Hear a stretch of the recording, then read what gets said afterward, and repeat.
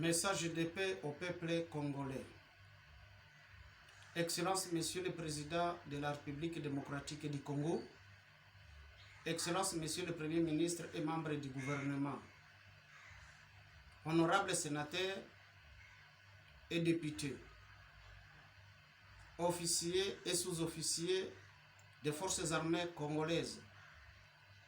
Excellence, Mesdames et Messieurs, chers compatriotes, paix sur vous, Congolais et Congolaises. Suivant de près et de loin tout ce qui se passe actuellement en République démocratique du Congo, conscient des efforts patriotiques de son Excellence Président de la République Antoine Félix Tshisekedi pour la paix, sécurité et le développement de la nation congolaise, condamnant expressément des agressions quotidiennes de l'Est ayant pour finalité les pillages systématiques de nos ressources naturelles, les viols sexuels aux femmes et les massacres génocidaires à la population innocente du Grand Kivu et à celle de l'ancienne province orientale, moi, professeur émérite Massoudi Malumba Timothée, je déclare ce qui suit. 1.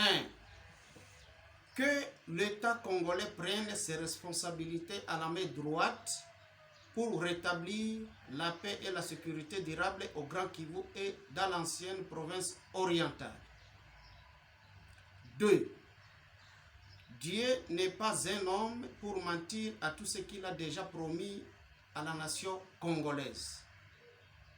Nombre chapitre 23, verset 19 à 20. Tite chapitre 1er, verset 1 à 3. 3. Que la conversion des mentalités et le patriotisme héroïque deviennent l'impulsion de la vie courante de chaque Congolais pour pérenniser la paix et la sécurité en République démocratique du Congo. 4. Que la fraternité et la solidarité nationale deviennent les sceaux humanistes du peuple congolais pour le bien-être de tous. 5.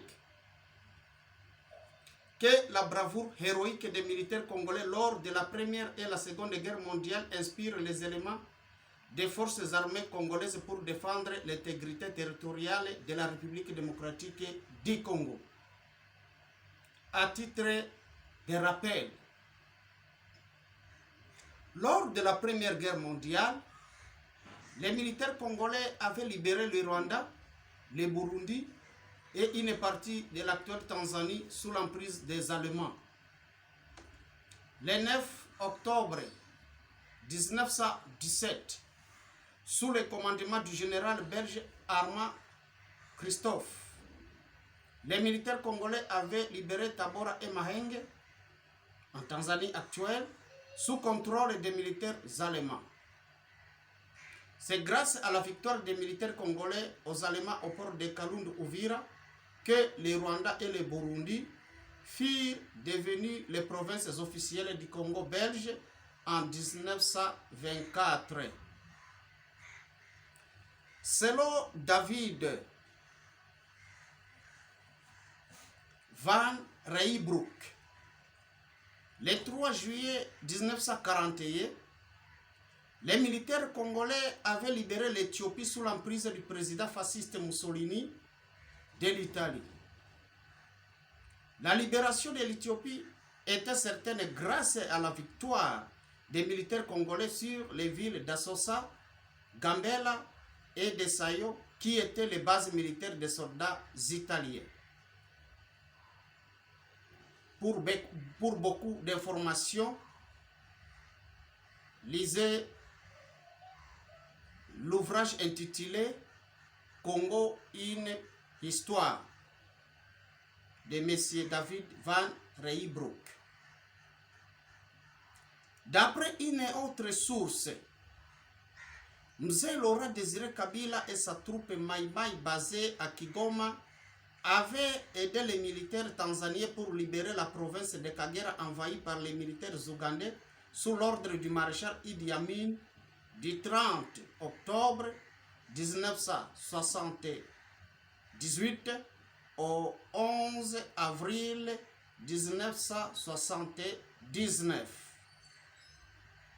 J'espère que l'esprit de la guérilla est encore aux soldats congolais et congolaises. J'ai saisi cette occasion pour saluer l'acquittement de l'honorable Vital Kamerhe par la justice congolaise. La liberté de son Excellence ancien Premier ministre Matata Mponyo, ainsi que la maturité politique de son Excellence ancien Président Joseph Kabila Kabange. Que Dieu bénisse la République démocratique du Congo et son peuple. Je vous remercie. Fête à Dar es Salaam, c'est 11 juillet 2022. Merci.